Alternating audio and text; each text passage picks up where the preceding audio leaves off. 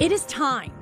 We are Asian Americans. We're going to stay. Our culture matters. I think it's so important, especially right now. Honoring generations who have laid the foundation and generations who will be the future. See so many people standing up with you against this movement. It's just like so powerful. Every vote. Vote is our power. Vote is our future. Every voice. Every tradition. But not everybody has the same story of dreaming of America. Learning about the rich heritages. If they ask me my culture, then I would go into really deep detail because I care a lot about it. A tribute to the triumphs and the tribulations that paved the path. Join us as we celebrate AAPI heritage.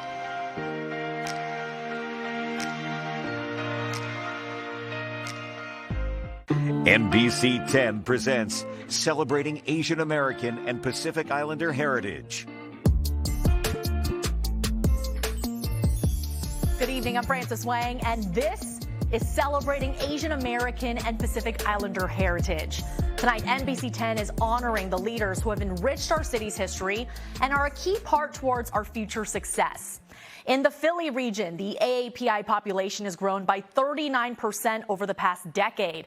That's an increase of about 37,000 people, according to the U.S. Census. The Chinese population specifically is booming with an increase of 5% here in Philadelphia County. Only 2 states in our country right now include AAPI history in its school curriculum. One of them is in our area. It's New Jersey. Many hope this change will help build cultural awareness and highlight the contributions of AAPI communities in our country's history. NBC 10's Sydney Long has the story. To stop misconceptions about COVID-19 and the pandemic's origin. The Stop Asian Hate movement was happening all around the country.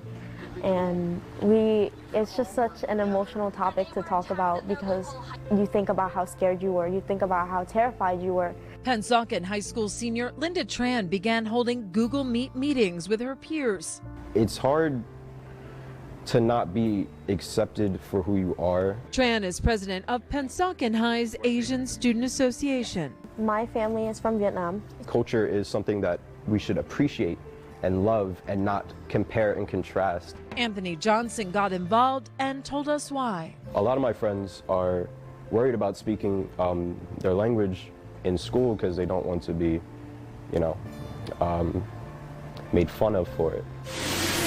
Whenever they bring food to school that has a problem, people will complain about the smell. To be able to now finally see so many people standing up with you against this movement, it's just so powerful.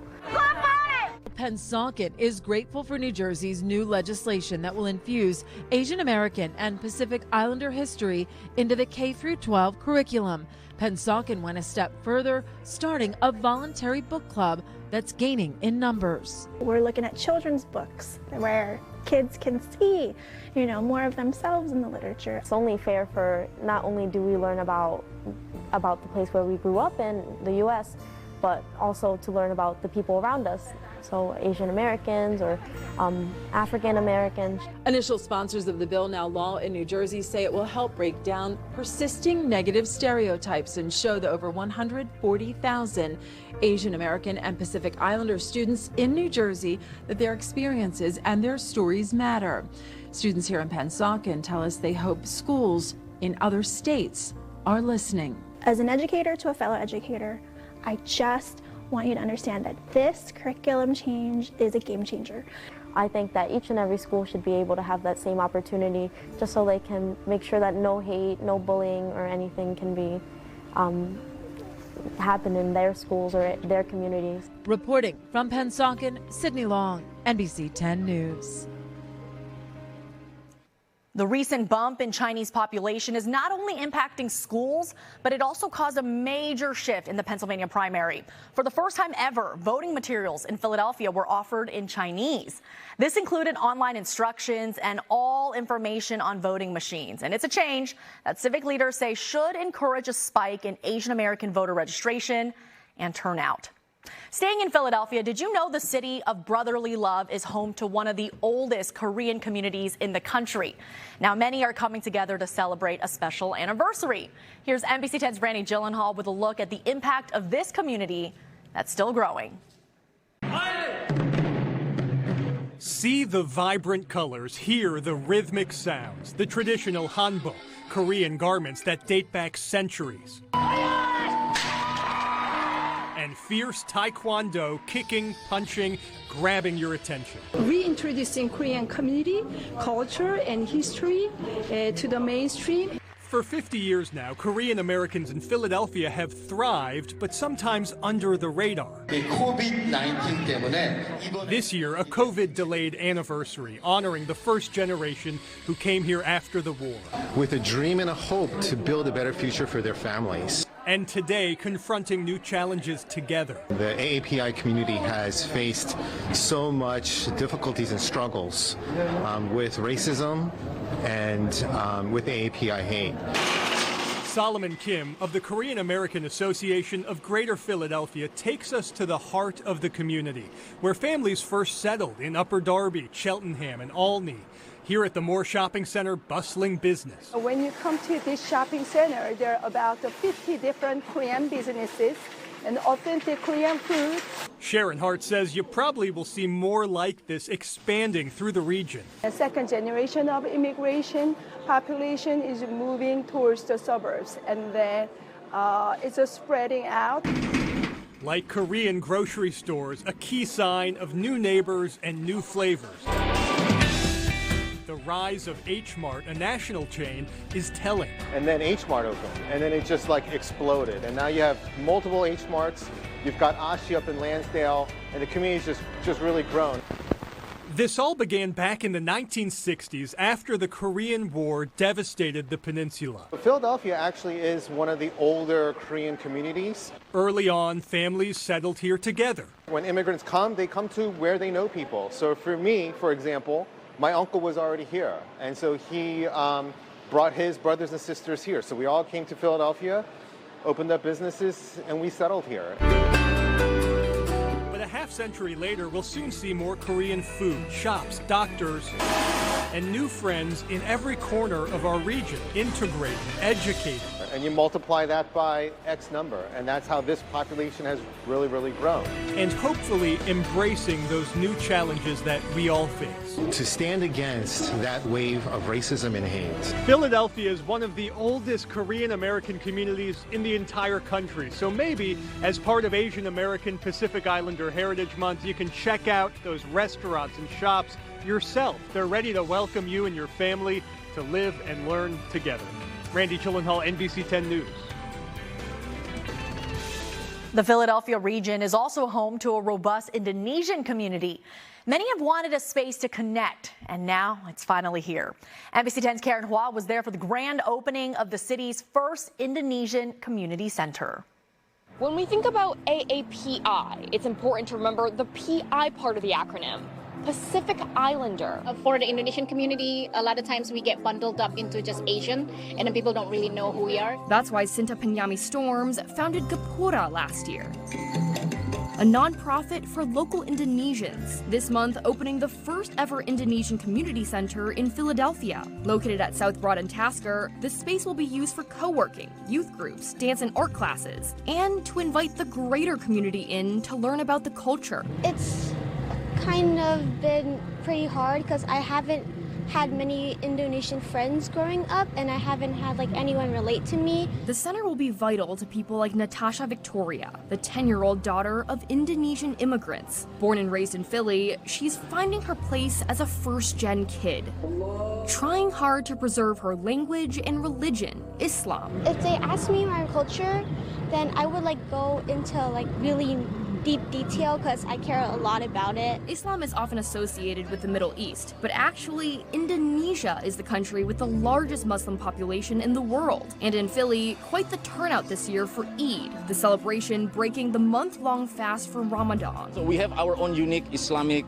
practices. It's different than Middle East, which is the basic is the same, but we have our own tradition. Aditya Setiawan explaining they fast to remember those who are needier. It's important because we need to teach ourselves or our kids and friends around us that we care about others.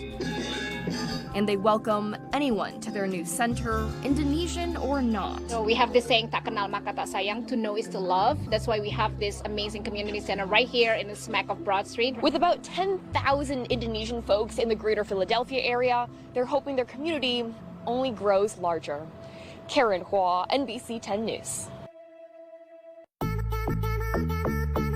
What if I told you some of the most authentic Southeast Asian cuisine was right in the heart of South Philly? It brings me back every weekend. Next, a celebration of food and how the FDR market is giving refugees and their descendants a taste of home.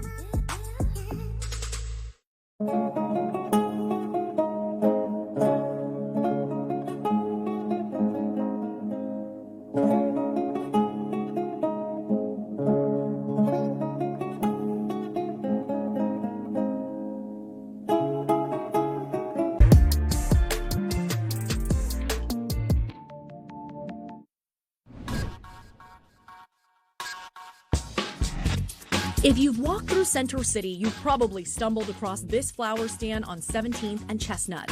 It's owned by Yoon Kim and has been on this corner for the past 25 years. Kim and her husband wake up at 5 every morning to handpick the flowers. Then they drive over an hour into the city before setting up their stand. This was their main source of income.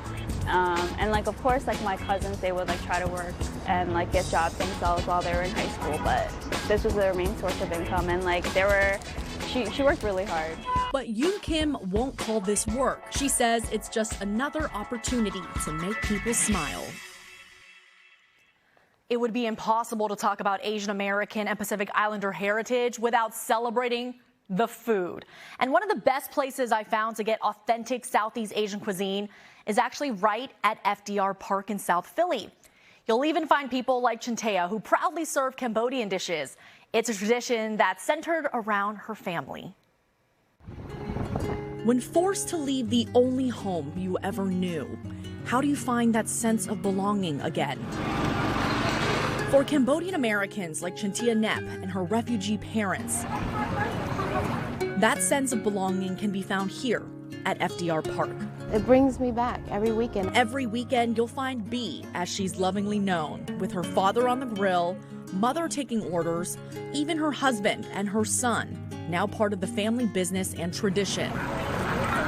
They proudly serve Cambodian dishes like chicken on a stick, papaya salad, alongside their Thai, Vietnamese, Indonesian, Lao, and Malaysian neighbors. Everyone help everyone out. You seeing everyone, I'm friendly with everyone. Everyone's so nice. And that's because while they all speak different languages and come from different countries, not everybody has the same story of dreaming of America. Many of them share a history. A lot of us were displaced.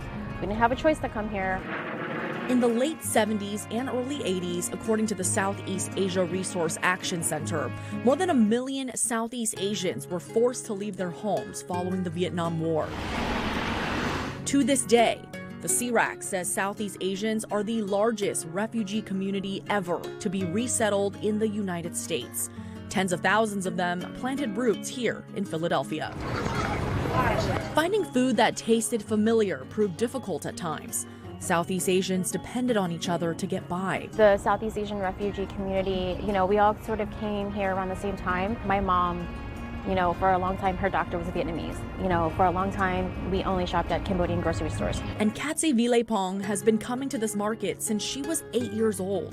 She now helps coordinate more than the 70 vendors who are part of this community, growing over the last 40 years. Different people might have different memories of who started first. While we may never know how exactly this market began, there was a lady and she had a dark turquoise van and she sold papaya salad and her husband sold chicken on sticks. We know why. Coming to the park was a way that we could serve the food that we wanted to serve, and the food that we know that the community that we grew up with, they know what this is. We don't have to explain it to them. They kind of can make the choice for themselves what they want to eat. And through all the challenges the Southeast Asian community has faced to remain here, the market continues to be a hub and a safe haven for many already forced out of their homes once before. Closest thing that looked like Southeast Asia to them, after moving here and everything's like concrete and urban and buildings, but you can come to the park and there's a lake and there's trees and it's beautiful outside. From FDR Park, Frances Wang, NBC 10 News. For many Asian Americans, representation in media is more than just the character. It's a reflection of themselves. Brian T. knows this all too well. I'm a doctor, I'm coming in! Don't shoot! Brian is known for playing former flight surgeon Dr. Ethan Choi on NBC's hit show Chicago Med. He says he's proud to provide representation for young AAPI viewers. Because the representation through our media is so limited, I have this sense of responsibility to really speak up and speak out. Brian may play a hero now, but he hasn't always played a protagonist role. I made a career playing the Asian bad guy. Those were the only opportunities that I had in order to kind of survive in this business. And when those opportunities are just stereotypes and tropes, you are an accomplice to what's happening to Asian Americans and the AAPI culture right now. Brian hopes even non-Asian viewers relate to his character and translate that connection to the AAPI community. Is this sense of education and understanding that if you do relate to Ethan, if you do see him as a human being, if you do understand him as a person, and I hope that that understanding reflects to those in their real life that are of AAPI descent. And so you can bridge that understanding to one another so that you can continue to progress a community that is united and not divided. In the age of Instagram, everyone wants the perfect shot. We're just doing a little mommy and me session. But local photographers are going above and beyond to not only capture, but also to educate. Any sort of way where we can support people, whether it's businesses or using our business to support others in the AAPI community. Next, a celebration of history and how this business is helping others one picture at a time.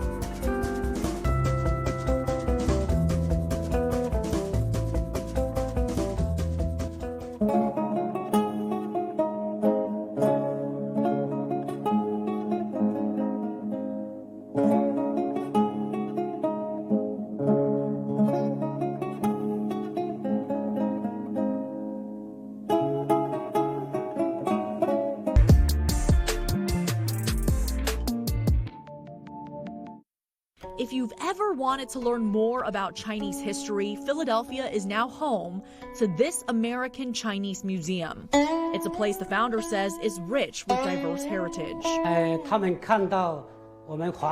When people come to the museum, first they will learn the history of Chinese American when they came to the U.S. And also they will learn the stories about those Chinese Americans in the U.S. For example, one of the exhibits, people will learn the contributions that Chinese American has made, not just in politics, in business side. The museum is open now, but only by appointment. It fully opens in October. We are in the digital age, and it seems just everybody is trying to get that perfect shot. One photography company wants to turn your photo op into a teaching moment. NBC 10's Karen Hua has this story. Doing a photo shoot is often the best way to explore a neighborhood. Perfect, that was great. A way to appreciate the architecture and find the hidden gems. We're just doing a little mommy and me session. Lily Monroe and her boys got these beautiful photos in Philly's Chinatown. A place with businesses hit hard by 3 years of COVID. A place some boycotted out of misplaced fear when coronavirus was said to come from China. Any sort of way where we can support people, whether it's businesses or using our business to support others in the AAPI community. Hey, look right here. That's where Shoot comes in.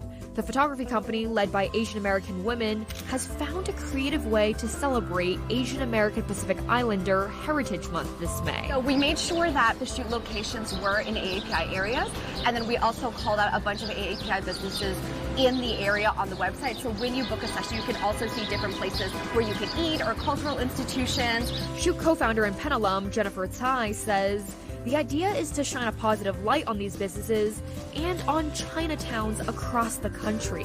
And smile, say cheese. Then a quarter of Shoot's proceeds this May will go to the nonprofit Stop AAPI Hate, aimed at combating the recent uptick in anti-Asian violence. So after your photo shoot, well, you're already in the neighborhood, so the perfect opportunity to eat at a local restaurant or shop at an Asian-owned business in Chinatown. Karen Hua, NBC 10 News.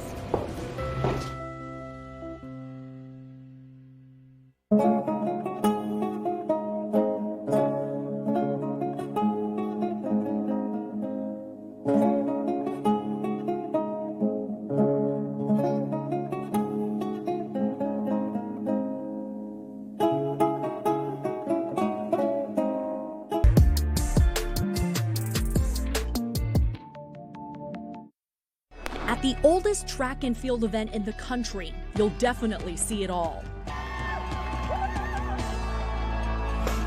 From collegiate sprinters to Olympic jumpers, you'll even see more seasoned competitors. In lane 7, this is Nia Ken Lin of the 80-plus division. At 80 years young, recently retired Dr. Nyok-King Lim spent the last 2 months training for the Penn Relays. It's an event she says she couldn't miss. This has been on my bucket list. I promised myself if I ever turned 80, I would run in the Penn Relays. All of that training paid off. She's finished the race in under 25 seconds. Before we go, I just want to say 谢谢. That means thank you in Chinese Mandarin. Thank you for taking the time to celebrate Asian American and Pacific Islander Heritage Month. I'm Frances Wang, or Wang Yifan. From all of us here at NBC 10, thank you so much for watching, and 再见.